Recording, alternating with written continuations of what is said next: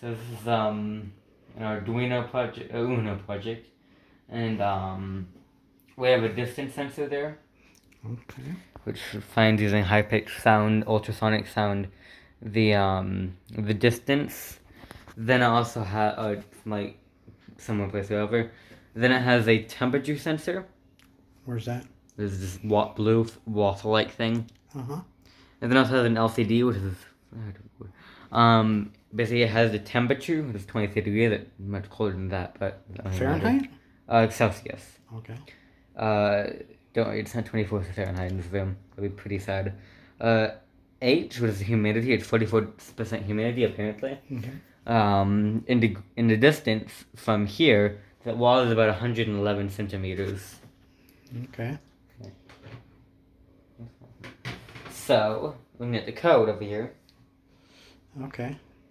So what is the temperature, and why do you need to know the temperature and humidity? To basically make the distance more accurate. Oh, okay. Anyway. So here's the code. Let's sit down here. So we start including this thing, which is library, or whatever you want to call module library, which helps us with the distance sensor. Yes, no, if the temperature sensor is high. It defines the different pins on the Arduino Uno that the distance sensor uses. Also, I should probably put that, but this also helps us with the LCD. This is the pin for the sensor, for the temperature sensor, which we use A0. Okay. This is the, basically it's going to be something that says, okay, where's the LCD? It's at 0x27. And kind of like, it's 16 columns and 2 rows. It is the temperature sensor. And then what it has is a setup. It runs one time at the very beginning. Basically, this says, okay, where does serial begin? Usually it's 9600 on Arduino Uno. So basically, when you open the serial monitor, that's kind of where this begins. So it doesn't print out silliness. Let's see. Let me see that again. Serial monitor. You can press Control Shift, but I don't have the keyboard. Let me read it for a little bit before you close it. So it's giving temperature, humidity, and distance. Okay. Very good. And then it says basically the trigger pin is going to be output. Echo output to here. To the, we're going to put stuff onto the trigger pin. We're going to hear stuff from the echo pin. And for the LEDs, there's going to be outputs.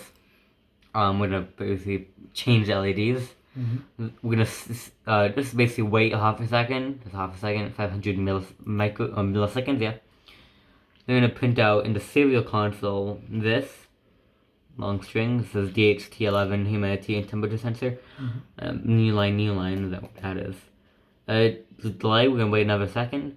We're going to initialize the LCD from this module up here. We're going to clear the LCD and start the backlight. In the loop, we define two variables, duration and distance. We say that, okay, the trigger pin is going to be low. I'm going to wait 2 seconds, and it's going to be high. 2 microseconds? Yeah, microseconds. In 10 microseconds, then set it low again. We're going to figure out, okay, from this echo pin, how long do we wait, right? And then we're going to use this formula, duration divided by 2 divided by 29, to figure out how basically the distance in centimeters from, based on this duration, how long it took. Okay, we're going to have to change the formula, right? Yes. To include the temperature and humidity. Okay. Then if the distance is lower than 4, then change the LEDs. I'll show you that later. Otherwise, just keep them the same.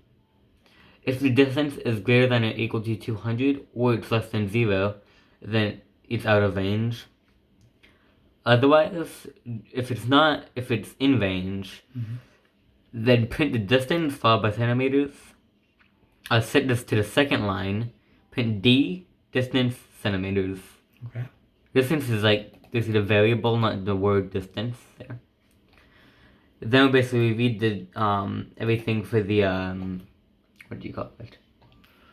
Temperature sensor. It prints the humidity and the temperature in the serial console, waits 2 seconds. This is all about like because it takes a little bit of time to do this stuff.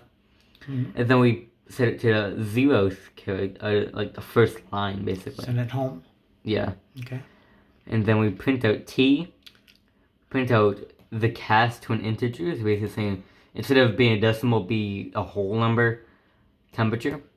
Same with humidity, make sure it's a whole number, and then we add a percent to the end of humidity. Okay. Very good, Chris. And then, let me show you this distance sensor working. So if you look right on this LCD, take an angle. Let's say I put it right here. It's 60.